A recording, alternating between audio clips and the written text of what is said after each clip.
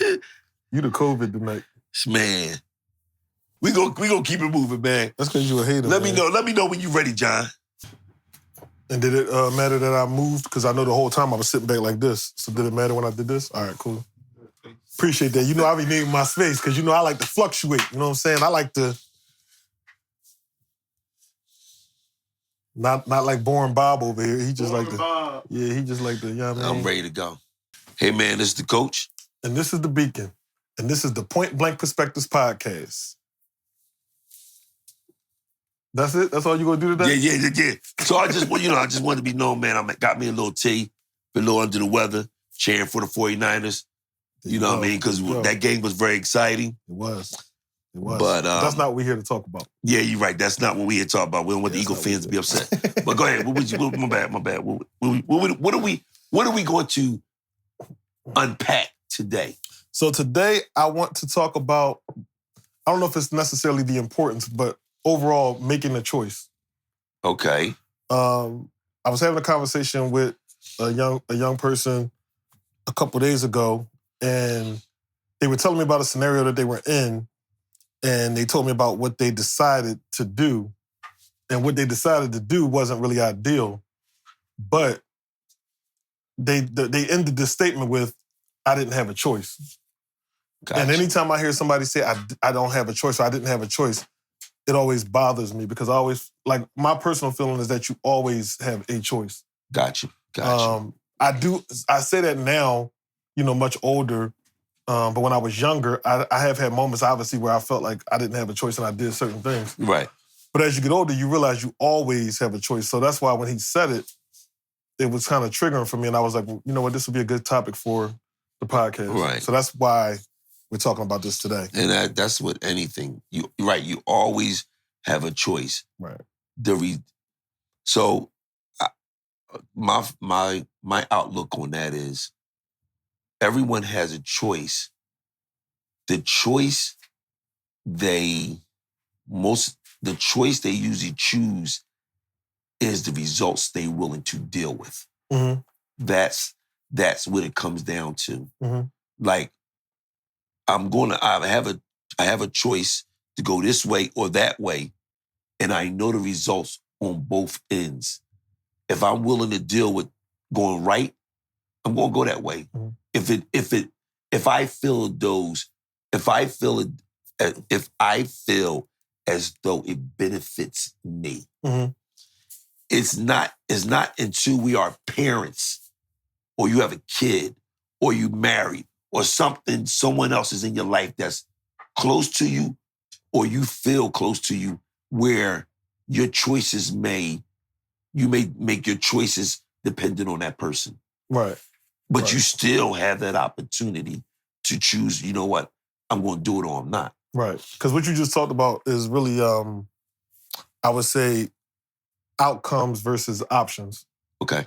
So it's like, okay, when you have to come up with making a decision that you're going to make or making a choice that you're going to make, right, you have to decide, okay, well, what are my options and what are going to be the outcomes based on the options that are presented to me? That is true. And I think a lot of times when we're younger, normally when we say something like, I didn't have a choice, is because we either didn't like the options or we didn't like what the outcome was going to be. Right. It's one of those two. Right. And I think that's what you were just saying. I think the other thing that you alluded to is you talked about when you have somebody who your decisions are going to impact, right, then that changes. So in addition to the person, I would also say in general, whenever the person has something to lose.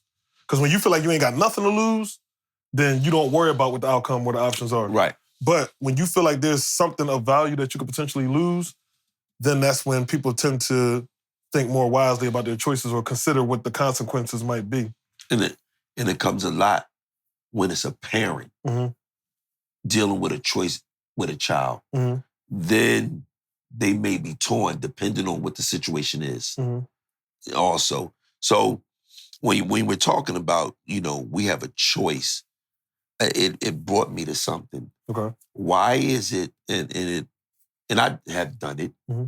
why is it sometimes we make choices when it comes to our friends? Mm-hmm. I'm going to do this. No, let me take that back. you know, I always like marriage. Okay. So I'm gonna put it in a marriage on the marriage side. Mm-hmm.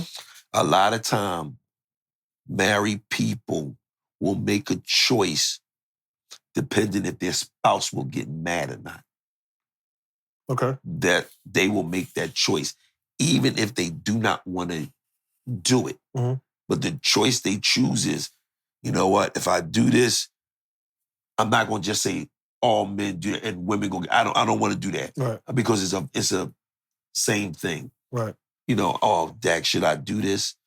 Oh man, is my spouse gonna be all mad? Do I feel like hearing what my spouse keep on harping on something? So you know what I'm gonna do just to make them happy. Yeah. Sometimes that's not a good thing to do. Then sometimes it is a great thing to do. It all depends. I'm just saying it all depends. You know. Well, I know from the single perspective, if you're giving the married perspective, okay. I would like to think that a lot of single people are making choices solely based on them, unless they have a kid or unless they have. I'm sorry, single people. I'm sorry. Go ahead. What? Unless they have a kid or unless they have a partner, because they might not be their wife, but they might have a girlfriend or something. Mm-hmm. Boyfriend. Yeah, whatever. Mm-hmm. But for the most part, I would think that their choices are going to be solely based on how will this benefit me? Because you have more freedom if you're single in most cases, unless you have a life tied to you. Mm-hmm. So that is true. You're right about that. But I guess, and also talking to the young person, it took me back to thinking about how long, like, because I remember times in my life where I felt like I did something and it was because I felt like I didn't have a choice. But then either after it happened or as I got older, when I look back on it, it was like, I ain't have to do that for real.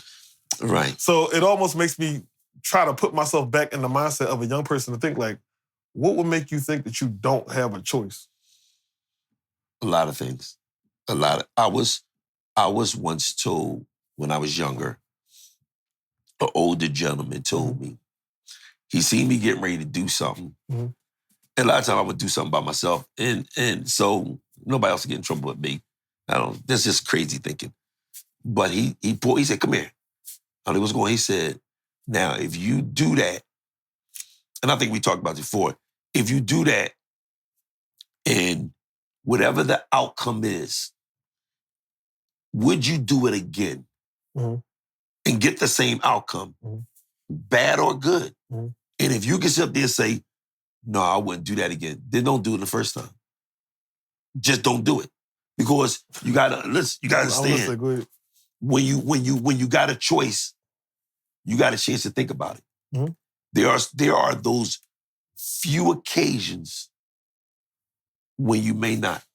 Mm-hmm. When you gotta defend somebody, when you don't have time to think. It's just happening and you're reacting. And then you have time later on to think about it. So just those few times. So and it stuck with me. Dak, would I do that again? Because you're gonna have time to think about it. That brought me to a personal situation. We're talking about choices.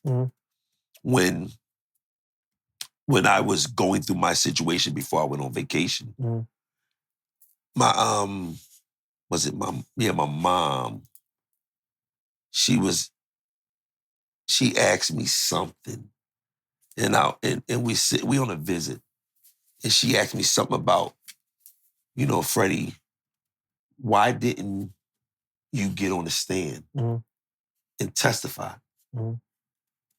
And I just looked at her, and when she said it to me, even though I wasn't in the streets, like, I looked at my mom like she was crazy. And I was like, Mom, no, you ain't supposed to do that. But I had to also think where she's coming from. Because my mom was coming from, you know better. Right. Your choice, you choose not to go with a lawyer. What was you thinking of? And it was a choice I had to, you choose not to tell, you choose not this. And I said, well, Mom, I went back to what the older fella told me. I said, Mom, if this situation happened again, I would do the same thing. Mhm. I would not change under no circumstances. Mhm. And somebody asked me one day, they said, Fred, if what you know now, would you go through that same thing that you went through? Right. And I said, yeah, I would do that time. Mhm. And they said, why? I said, well, I'm a different person. Mhm. I'm the same person, but I'm different. Right. And I probably would have never met my wife. Right. So the choice I made, I would stick with that same choice. Yeah. So in that scenario, that makes sense. Because, I mean, once you go through like a life journey and then you come out on the good side of it, it's almost like in order for you to appreciate the good that you've reached, right, you have to also appreciate the journey that it took to get there. And part of that journey was some of the choices that you made in the past. Right. So that makes sense. But even in listening to what you just were saying, when you talked about how your mom was looking at you like, why wouldn't you do X, Y, and Z? Right. And your response was, because you just don't do that. Right. That takes me to a place of, and going back to young people, the whole influence thing. Right. So it's like, you thinking that wasn't something that she taught you. Right. Like, it wasn't that your mom was saying, don't tell or whatever. Right. This was something that was influenced to you through either the streets or, right. Somewhere else. So it's like, dag, like where are, I wonder, well, not I wonder, but there's a real sensitive spot that we have to pay attention to when it comes to young people in terms of what are they allowing to influence them in their decisions, because again, like using your example, you felt a pressure from the streets to say, I'm not going to do something that could have gotten you out of that, potentially. Yes. But it was more important for you to say, you know what, I'd rather go down and keep my credit or my integrity. And not to cut you off, go ahead. It wasn't that I was in the streets. Yeah. It was just, this is what I heard. Mm-hmm. You just don't do. Right. So that was a choice I choose. Okay, no problem. Right. But even so, there was a certain level of integrity that you attached to that, because you felt like by telling on somebody or saying something, you felt like that would have stripped you of your integrity. No. So what was it? Because that's what it sounded like to me. So what was it? I don't know. Oh, well. I don't. Until you figure it out, it's what I said. Say no. Yeah. I don't know. No, I'm playing. No, I'm saying I just don't. I never looked at it the way you just said it. But I promise you, that's probably what it was. Probably. Like, it probably was one of those things where it's like, I could do that, but what are other people going to think or say about me if it gets out that I did that? Maybe, yeah. You know what I'm saying? Yeah, and it's nothing. It's not a bad thing, but it's like the reality of decision making. Right. And there were times when I'm sitting in there, mm-hmm. I think I did 16 years, mm-hmm. and I sat in there and I had to sit back and say, how would if I would have did say something? Mm-hmm. I would be out. And a lot of scenarios went through my mind, dang, man. But that quick, I jumped out like, I was just tripping. Right. You know what I mean? I was just, yo, pass me some soup. I was just tripping. I was doing. But no, you need some soup right now. Whatever. I got my tea. Well, keep drinking that, Joe, because you over there in trouble. But your choices are big. Yeah, because even if I think back to some of the times in my life where I made decisions or made choices that when I look back on it, it's like I shouldn't have did that. Most of them were peer pressure or influence things. Like it was somebody influenced me to do something that normally was outside of what my normal character was. Right. But it was like, all right, well, I don't want them to think I'm a punk, or I don't want them to think I'm a sucker, or I don't want to let somebody down or that sort of thing. So it was like some level of influence that made me do some of the things that I've done in the past that today I wouldn't be so proud of. Right. And that's why, again, I'm thinking like, wow, like how can we, make sure that our young people are getting the right influences? Because when I think about some of the decisions, like even if I just take the stuff that you just see on TV or see on the news, like you see young people beating up old people or young people robbing places or being so quick to want to shoot somebody. Mm-hmm. Like what are the influences? And I know it's a whole bunch of places that they come from, but it really is disturbing to know the amount of the number of incidents like these that are happening. Like there's an influence that's coming from somewhere that's making them feel like this is okay. Right. And it's like, that's kind of A scary. lot of it may be social media. Well, yeah, social media, because it's definitely an access thing today. Right. There's so much access to everything. Like when we was growing up, you didn't, like certain things were, people could have more control over what you could get access to as a kid. Right. It's like now, today, these kids got more access and knowledge than probably we did. Because, yeah, you were, I know when I was growing up and you looked at TV, but the TV went off at a certain time and the American flag came on and the music. Yeah, and then the music, come on, man, come on. I'm not that old. And the music started playing and didn't matter what you had on. What? What used to happen? So listen, you didn't have all these stations and all that. Come on, don't do that. Stop laughing. I'm sorry, go ahead. What happened? So us older people are offended. Why you laughing? Yeah, go ahead. I'm listening. So, go ahead, my bad. at a certain point, if you was fortunate to have a TV, we're gonna start there. Okay. If you're fortunate to have a TV, you only had a couple of stations. Mm-hmm. And at a certain point, all the stations went off and a flag came up on the TV, and that was the end. Then you had to wait until the next more. See, that y'all guys with this. So that's all you could look at. Your TV waving the white flag is crazy. It was the American flag. Your TV was like, all right, we done. That was it. We done. That was it. It was over. Yo, that's crazy. And you No, you know why I'm laughing though? I only have ever heard of that on military bases. Oh man. So like they have, I think so when I went to Germany before, they had one channel. Okay. Like one channel to watch everything. Mm-hmm. And at a certain point, like the flag comes up, like you said, the American flag. So literally the experience you talk about, I only saw it there on an army base. And so now you found other ways to entertain yourself. Mm-hmm. Well, these days, internet, social media, all this stuff, cable, right in your hand. You got so many choices to choose from. Mm-hmm. It's ridiculous. And that's where a lot of kids, I try not to be hard so much on young people, even when they do, to me, which may be not very bright, the choices they make. Mm-hmm. But as we get older, we quickly forget how we were. Exactly. And the first thing we say, oh, well, we didn't do that. Well, we wasn't advanced. Right. We didn't have the technology. Right. Because if you thought some of the things that we thought of, it was crazy. Or you did it, but it was in a different form. Right. Yes. And one of the biggest examples of that is like the music.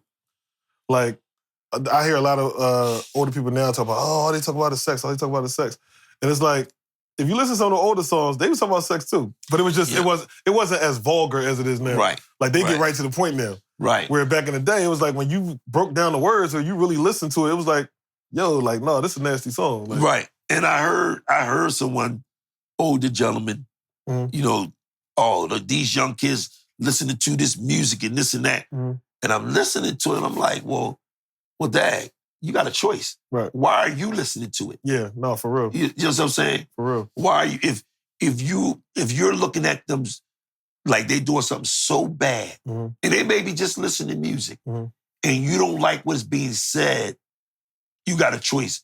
Either try to show them what you listen to. You know, when you grow up, your parents like, oh yeah, you need to listen to this, and put on old music.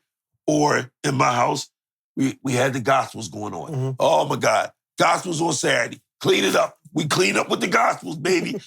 Andre Crouch in the choir, whatever. I don't know. But okay, you're a heathen, that's why. No, but I'm sorry. No. It's fine. No. I apologize. I'm sick. Let me alone. But so you either don't listen to it or try to let them hear other music. Right.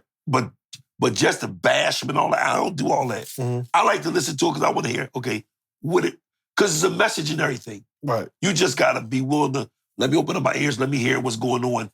You hear the music, you're going to hear the pulse on what these young people are saying. Right. Yeah, no, that's real, because you definitely have to at least be willing to open yourself up to at least some exposure to some of the things. You ain't got to do everything. Right. but you at least got to be willing to hear some of the stuff or some of their perspectives Right. just to have an idea of where they're coming from. Yeah. But when you try to dictate to them what they need to be doing and you haven't even tried to have a conversation with them, Right. that's where you lose them. Right. So, I 1,000% agree with that. The other thing with making choices too is sometimes you have to be careful with the choice that you make based on the influence, because the person that's influencing you to make the choice is doing it for your reaction, and you become their entertainment. So one of the things I also remember too is when I was younger, I remember a couple of the fights that I got into when I was younger was more so based around other people around me stirring them up. Gotcha. And so it became a thing where when I was younger, people realized that I had a hot temper. Okay. So if somebody said something or if somebody did something, I was real quick to, like fly off the handle and want to handle it. Okay. But when I started to realize that, then I started just brushing it off. Like, you know what? Because I started realizing they telling me somebody says such and such, I go to deal with that. But the only person getting in trouble was me. Yeah, you the entertainment. Yeah, I'm the entertainment. I'm like, yo, this is dead. You are when you were coming up, you were the YouTube. Yeah, pretty much. Okay, gotcha. Okay, Yeah, I got you. Okay, so you were YouTube. Yeah, so it was like, yeah, no, you ain't getting no subscriptions over here. You ain't getting no subscriptions. We had to cancel everybody's subscription. Okay, because for real, because like I spent a lot of my time like on benches and suspended and stuff like that when I was younger. And so for me, it's like once I started realizing what the game was, it was like, no, we ain't doing this. Like, we not doing this. But I'm glad you did recognize it. Yeah, no, because you start to see, when I started realizing it, I started seeing other people around me doing stuff like that, and they was having like harder consequences. Like they was getting sent to the schools where it was like I forgot what you call them, but the disciplinary school. Right, got you. Yeah, they doing that where they going to jail or stuff like that. Juvenile. Yeah, so it was like, nah, like I gotta make some changes here. Well, that's a good thing you did. So yeah, I had to make a choice. Yeah, I had to make a choice. You made a solid, good choice, man. Yeah, I had to make a choice. Say. But yeah, that's something that's really important too, is just understanding like why you're making the choices that you're making. Are you making it because you truly want to make it, or are you making it because other people around you are making you feel like you need to make that choice? Okay. That's not bad. Yeah. So whenever you've heard somebody say that they don't have a choice, okay, why do you think people say that? Like, in your opinion, why do you think people say that they don't have a choice with something? And it could be any category. One, I feel as though the person say, I don't have a choice because I may not want to hurt that person's feelings.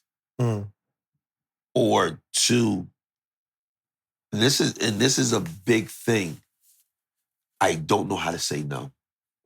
Because if I say no, will you still like me? Will you be my friend? So I'm going to go by what you say, even though I know that's not how I was raised, what's the best thing for me. I know I'm not built like that, but because the pressure, when you have a young man that comes from a 2-parent home, and then his friends all around him may be one single parent, and they are savages. They will do mainly anything. Now they befriend this young man that has a mother and a father that knows the right way. Well, each of these kids, well, not all of them, some of them may know, but lost their way hanging around their buddies. So now they say, well, you know what? Come on, man, we going here. We going to do this. That young man that was raised up with the 2-parent. I'm not saying all kids, the 2 parents are, but he was raised up knowing no better. What happens? He may follow because of the choice. The choice he chooses, I want to be cool. I don't want them to pick on me. I don't want them to look at me different. I know I'm not supposed to do this, but what do? I do it anyway. And then he regrets it. Or his mother and father's on TV after he's locked up or dead and say, not my son. I can't believe my son. That's not my son. Mm-hmm. Well, it wasn't your son, but the choice he made him go in down that moment. In that moment, made him go down that road. Mm-hmm. And that had me thinking about something. When I used to go in school, mm-hmm. when I used to be in school, mm-hmm. I always made this choice that I would do none of the work the first period, none of the first report period. Mm-hmm. I did nothing. Mm-hmm. So I got all Fs. Mm-hmm. And then after being on punishment until the next report period, the choice was, okay, let me get myself together. I did this from 8th grade all the way up to 12th grade. Okay. I made that choice that, don't ask me what I was thinking of. Mm-hmm. My mother was frustrated so many times. Mm-hmm. And she had tutors for me. I did not care. Mm-hmm. My choice was the first report period. I don't do nothing. Mm-hmm. I did not cause no disruption. Right. I just didn't do no tests. Right. And I didn't do no homework. Right. I didn't do nothing. Mm-hmm. And yeah, that was not a very, and I regret it because I said, Dag, maybe I wish one thing she would try college out. Mm. But then reality set in. I hate school. so what's it? Now I'm thinking of the choices that we all make. Right. And that was one of the story that came to me real quick. And you ask my mom, she'll tell you, I was always on punishment. It was for the whole summers. It's a darn shame, man. Yeah, I know. But hey, I didn't care. But no, speaking of high school, I know I didn't go. Like, I just wouldn't go. Oh, wait a minute now. What? I feel like an honor student. Excuse me? No, because I would at least bring home A's and B's every once in a while. But how? You didn't go to Because school? I would go and pass a test, and I would get an A or B on that test. It just so happened that I would fail the other 9 or 10 that happened during that semester. Hey, and you still passed? No. Oh, okay. No. Okay, I just wanted to make sure. Well, actually, no, I take that back. I don't think I started doing that until 11th grade. Okay. Yeah, I don't think I started doing that until 11th grade. And I passed in 11th grade, but I barely passed. And then by the time I got to 12th grade, I didn't care. I just stopped going. Oh, okay. So I wasn't passing, and I got kicked out of like 2 schools. Okay, so that choice. So my question to you is, and young people, listen to the Beacon, because he does have a degree. He did go to community, then went over to Drexel. Mm-hmm. And so listen to what he's trying to say to you. So at that moment when you was in this whirlwind of choices that you were making mm-hmm. for school, mm-hmm. and now you look back on it, mm-hmm. what were some of the lessons that you may have learned off of that? I didn't understand the importance of your high school years. Okay. Like, what a lot of young people don't understand is how critical those 4 years are. Because you're literally going from, it's actually like your first introduction to adulthood. So even though you still live at home with your parents, once you get to high school, you get put into a situation where they want you to start focusing on doing your work on your own. Gotcha. And coming up with your schedule and all that. Whereas when you in middle school and elementary school, your parents pretty much following behind you. If you don't do something, they call in the house like, yo, your kid not doing X, Y, and Z. Gotcha. You get to high school, they might call you, but they're not going to call you for every single joint. Like, you got to do a lot of stuff bad in order for them to like start reaching out to your parents. Got it. And so that's why I'm saying those 4 years in high school are critical because one, it's allowing you to establish yourself as a young adult because it's teaching you responsibility and accountability and time management, but it's also putting you in situations where you're not around the same kids all the time either. So once you get to high school, now you're moving from different classes, you got lunch periods, so now you meeting different people that you may or may not be in the same class with all the time. Gotcha. So you're learning things about yourself as well in terms of like what type of people do I attract or what do I enjoy about the people who I interact with. Mm-hmm. But those are things that I can articulate now, but when you actually in high school, you're not thinking about those things. Got it. You're just going through the motions. But then the third part about high school that's really important is if you do it the right way, like if you really, do your homework and study and start to think about what you want to do with your future, it's an opportunity for you to get money to actually be able to go to the 4-year schools or to get money towards taking a test for your trades and stuff like that. And because I did so terrible in high school, by the time I graduated, I had to take the long route to kind of like reintroduce myself academically as somebody who was capable once I got to college. Right. So I had to do that first before I could even think about going to a Drexel. Okay. And even before I could even get into a CCP. Like I had to take certain tests, I had to take certain classes that I really didn't have to take because I knew the stuff, but because my grades didn't reflect that, I had to start from like ground zero and then work my way up in order to even get to the level I should have started at. Got you. So that's one of the things that I don't necessarily have the regrets because my life made it to a certain point to where it was like I said earlier, I'm grateful for where I am today. And I know that a lot of what I went through allowed me to get to where I'm at today. Okay. But if there was something that I could have maybe tweaked or did differently, right, that would be it. Because, I mean, doing that the right way can save you money because if you ain't got to take out a whole bunch of money for loans for school or college or whatever, right, that's a huge thing. Or even if I just had an idea of what I wanted to do, maybe I would have started my own business. So the debt that I go into is more about the business that I'm starting for myself versus me taking out money to learn and then hope that I get a job that'll allow me to pay for that and have a decent quality of living. So it's a lot that goes into the high school years that I don't think young people always are clear about. Got you. So let me ask you something. Mm-hmm. What does it mean to feel choiceless? I think you talked about a lot of the different areas with that when you talked about, you feel like you're going to hurt somebody's feelings or you don't want to hear people say no. But I think it comes down to somebody's environment. Okay. Like, what's normalized in your environment? Got you. So, like, I'll think about, the first thing I thought about was people who sell drugs. Okay. Right? Like, when you make the choice to sell drugs, you could go out there and apply for some sort of job. It might not be the job you want, right, but you could apply for a job. Right. At the point that you choose to say, I'm going to start selling drugs, you know the risks that come with that, but you also know what the potential reward could be. Right. And so a lot of people say, okay, I'm willing to take my chance for the potential reward, even with the high risk that comes along with that as well. Right.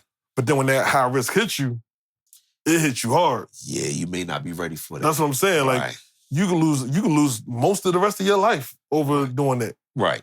And so I always think about like that scenario in particular because it's like some of the people who make that decision, maybe it was normalized in their environment. So they're saying, okay, I didn't have a choice because this is what my family do. Right, I got you. Or this is what my older brother did. Got you. Whereas when you don't grow up in that, it's easy. Like, I didn't really grow up in that. So it's easy for me to be like, no, you had a choice. But for somebody who grew up in that, they're like, I would never go work at McDonald's. You know what my family would do if I went to go apply for? Matter of fact, do you know what my family would say if I applied for a job, if I filled out an application? Because some families are like that. Yeah. It's like, what you doing out here making $5 an hour, $10 an hour when, we got this block popping, or, you know what I'm saying? Yeah. So that's a real thing. But I think a lot of the when somebody feels like they're choiceless, I think a huge part of it, in addition to the stuff you said earlier, is what they've normalized in their life or what they've seen. And also, I'm a flip it where I'm the third child and all my family went to the same university. Right. And now they put so much pressure and I don't have no choice. But you know what? Right. I don't really want to go there because what I want to do, that college isn't best for me. Right. So if I sit there and say, I want to go here, then they look at me, oh, why you going there? You know the family, we all went to Mississippi. Right. So why you want to go to Georgia? Right. And you be like, well, nah, I'm trying to go to Georgia to be a veterinarian. No, but we don't do that. We all go to, now you the black sheep, because, well, we ain't paying for it. Well, I got a scholarship. You go, well, you shouldn't go there. Right. So it's illegally, you choiceless, and then legally choiceless. Or you graduate. I'm sorry. No, go ahead. You graduate and now you're a lawyer. The whole family lawyer, but I'm going to work for this law firm. Mm-hmm. Oh, you not coming into the family business? Right. Come on. Now, do you think one way is better than the other?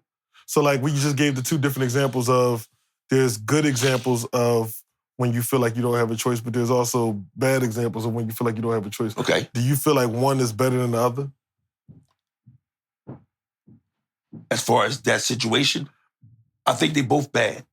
Okay, yeah. When you're putting the pressure and you not letting that person choose for themselves. Yeah. That is not good at all. Yeah, no, I agree. I agree 1,000%. Because I think I'm not going to say there's always the right choice and the wrong choice. I'm not going to say that. Because sometimes you're picking between what's bad and what's worse. Right. You know what I'm saying? So it's not always necessarily that it's not always that it's a good choice and a bad choice.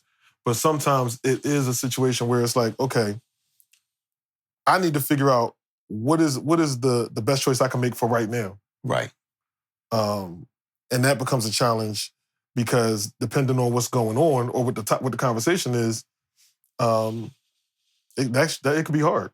Right. So with the stuff we were talking about with the school and with the drug dealing, both of those things, when you're putting pressure on somebody to make a decision, you're robbing them of the opportunity to really identify who they are and what they want to do. Right. So, but it is at the same time, it is hard because, like you said earlier, you don't want to let people down or you don't want to be a disappointment.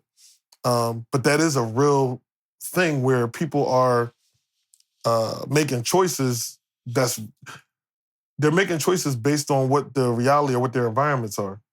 But that it could be stressful on either side. Like, you think you're doing good because you're like, oh, well, I'm only trying to get them to go to the best school. But it's like, no, because if that's not for them, you're causing them harm. Right. Same thing with the other side of it. Well, you know, we over here getting money, so we trying to make sure they get money. Right. Yeah, but if that's not what they really want to do, or if they have a chance to do anything else then besides that, and you take them from that ain't cool either. No, it's not. So it's not cool at all. Yeah. And you just have to. It come to a point where, you know what? What makes me happy? Mm-hmm. And you be like, you know what? I'm not doing what y'all. I'm gonna go ahead and do this. And if y'all don't want to support me, then I'm gonna go ahead and do it. Right.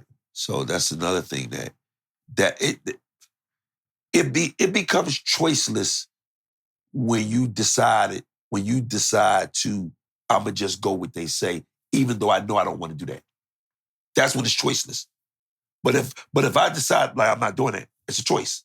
Mm-hmm. It only becomes when you go with the person and you know you don't want to go with them. Mm-hmm. Now, sometimes it pays off for you. Mm-hmm. You be like, you know what, dang, I did like that. Mm-hmm. But then sometimes you be like, nah, I don't want to do that. Yeah. So. Yeah, no, that's definitely real. Yeah. So, let me ask y'all, why do people say they have no choice?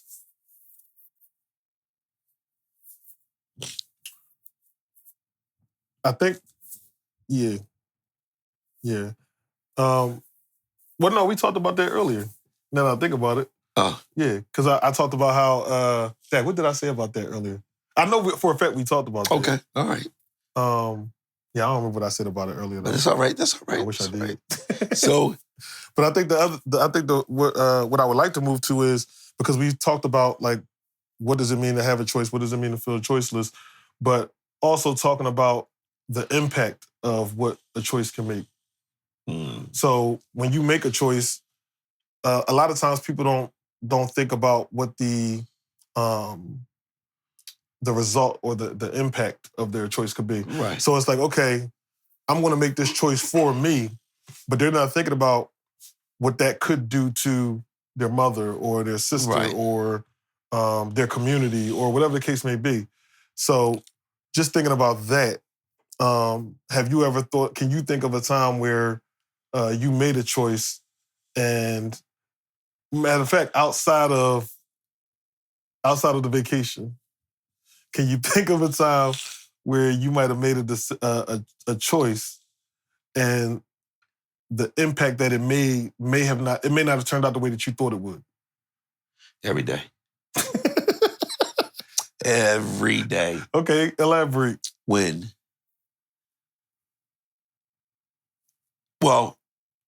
I can't. I'm not gonna say it didn't turn out the way. Well, every day I'm driving, I'm at work, Mhm. and somebody want to cut me off. Mhm. I just want to run them into the guardrail. But the choice to not do that Mhm. is paying off. Mhm. You know, my anger is much calmer. You know, y'all people in these 4-wheel cars really piss me off sometimes. You know, but that's just one of the things. Also, let me think about that. You go. Give me a little chance to think about that. All right, so I know for me,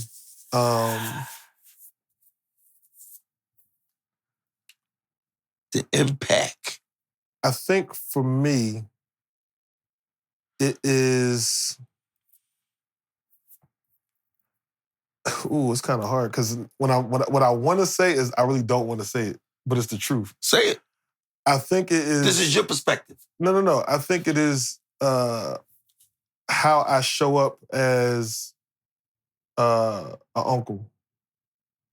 Because Okay. the reason I'm saying that is because in my mind, I'm doing all of the things that I would want to be done, right? Right. But at the same time, I also feel like there's this, am I doing it for them or am I doing it for me? So like, is the impact that I'm trying to have, is it really what they want? Or is it more of what I think they should have? And I don't necessarily know whether that's a good or a bad thing. Okay. But makes sense.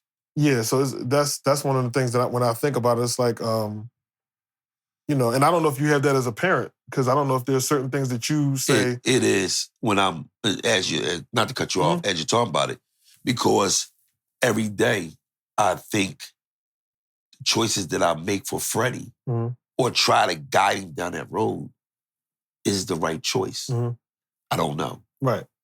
So. Right. And that's really what I'm saying. Like, yeah, I'm just hoping and praying that, man, this gotta be a right choice. Right. And then we go over it, and then I say, all right, Freddie, you got it? And this is what he do.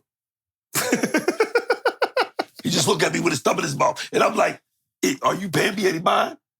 He said, yeah, paying you mine. Yeah. I'm like, all right, never mind, forget it. I'm not too sure of the choices sometimes. You know, but yeah. But choices are a big thing. Yeah, no, we want everybody. So my final perspective is be mindful of the choices that you make. And if you have a chance to think about your choice before you make it, that's what you should do. Think about it if you're able to. That's my final perspective. Okay. And I think my final perspective is that you should never feel choiceless. You should feel like you don't like your options. You should feel like you don't necessarily agree with the outcomes, or maybe you don't like what the outcomes are going to be sometimes, but you should always feel like you have a choice. Okay. Because it's important for you to know that whatever you decide is okay, as long as you decide for you. So don't worry about making somebody else mad. Don't worry about people liking you or not liking you, or you know, all these other things. You always have to make the best choice for yourself, because at the end of the day, you're the one that has to live your life.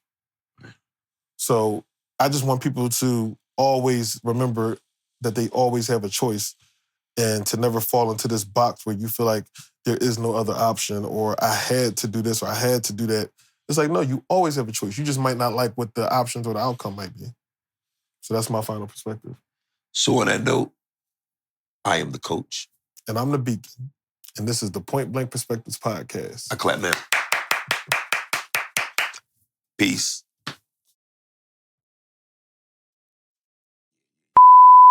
What? The microphone. Okay. You put it on, you can't take it off? No. Say, why you all leaving? No. That ain't true. I put it on. He said, no, I don't like it there. It moved it all over. It's still pointing. You did it like a rookie, man. But it's cool. You did it like a rookie.